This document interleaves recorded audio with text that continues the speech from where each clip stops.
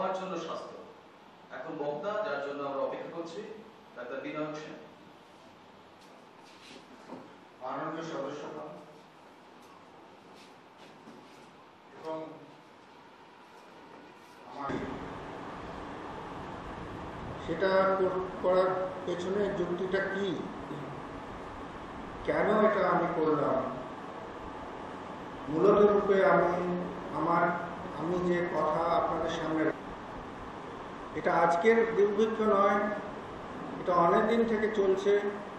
এবং যদি আমাদের খাদ্য ব্যবস্থা আজকে যেরকম আছে সেরকমই থাকে, তাহলে এই দুর্ভিক্ষটা চলতে থাকবে। যদি কোনো মৌলিক পরিবর্তনের মধ্যে আমরা না আনতে পারি, তাহলে এই দুর্ভিক্ষটা চলবে।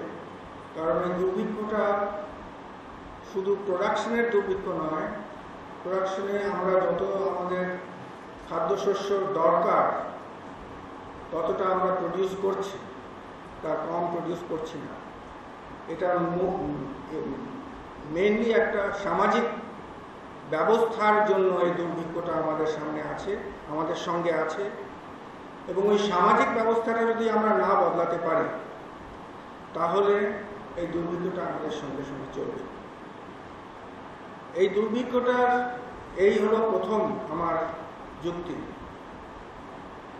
দ্বিতীয় কথা হলো যে এই যে দুর্ভিক্ষটা, এটা আমাদের স্বাস্থ্যের উপরে একটা খুব বিরাট একটা এফেক্ট তৈরি করছে এবং তৈরি করতে থাকবে।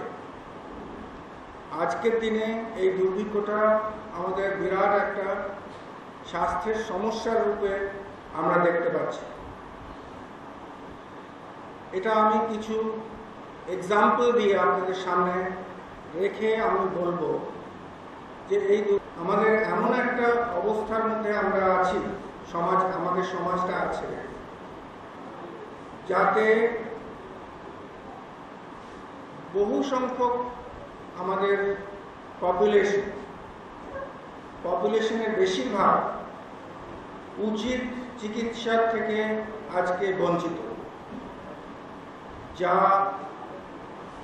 অসুখ হবার সময় যা চিকিৎসা হওয়া দরকার, যা চিকিৎসা হওয়া উচিত, তার থেকে আমরা বঞ্চিত। এবং বঞ্চিত এই জন্য নয় যে আমরা জানি না এটার সম্বন্ধে কী করতে হবে, আমরা জানি। এবং অনেক দিন থেকেই আমরা আমাদের কাছে এই ফেলবো এবং তার এই যে প্রতিরোধের আওয়াজটাকে দাবিয়ে এটা বন্ধ করার, রুদ্ধ করার যে চেষ্টা চলেছে, সেটা যাতে আমরা সেটার থেকে আমরা যাতে নিজাত পাই, সেটা আমাদের দেখতে হবে। সরকারের সন্ত্রাস তাতেও আমরা বিরোধী। যদি নন গভর্নমেন্ট ফোর্সেস দিয়ে তারা সন্ত্রাস হয়, তারও আমরা বিরোধী। আমরা প্রত্যেক সব রকমের সন্ত্রাসের বিরোধী। আমরা চাই যে যা কিছু এখানে যা কিছু সমস্যা আছে, সেই সমস্যা শান্তি এবং ন্যায়ের ভিত্তিতে সমাধান করব।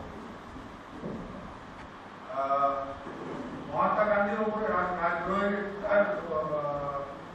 ভিত্তিতে কেস চালানো হয়েছিল 1922 সালে, এবং সেই 1922 সালে তাকে 6 বছরের পাবলিক সিস্টেমের মধ্যে কাজ করে। তারা পাবলিক কর্মচারী নয়, তারা ইন্ডিপেন্ডেন্ট কর্মচারী, তারা সেলফ এমপ্লয়েড, কিন্তু তারা পুরো সময় পাবলিক সিস্টেমের মধ্যেই কাজ করে।